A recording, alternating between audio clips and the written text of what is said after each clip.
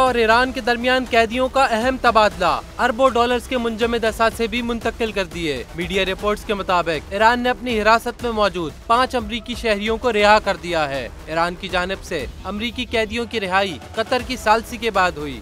Qatar की कोशिशों से ईरान और अमेरिका के दरमियान एक मुआहिदा हुआ था, जिसके मुताबिक अमेरिका ने ईरान के 6 अरब डॉलर्स के मुंजमद असासों को भी कतर के एक बैंक में मुंतकिल किया है, जबकि 5 अमरीकी शहरियों को ईरान की जानिब से रिहा किया गया है, जो कतर के शहर दोहा पहुँच गए हैं। कतर की सालसी में ईरान और अमेरिका के दरमियान इस मुआहिदे के लिए कई माह से काम किया जा रहा था और अब इस पर अमल दरामद किया गया है। ईरान की जानिब से अमरीकी शहरियों को तैयारे में बैठने की इजाजत उसी वक्त मिली जब मुंजमद असासों की मुंतकली मुकम्मल हुई, जिनको पहले मरहले में कतर ले जाया गया है, जहाँ से उन्हें वाशिंगटन मुंतकिल किया जाएगा। अमरीकी हुकूमत का कहना है कि ईरान को मुंतकिल की जाने वाली रकम सिर्फ ऐसी अशिया की खरीदारी के लिए इस्तेमाल की जा सकेंगी जिन पर पाबंदी आयद नहीं।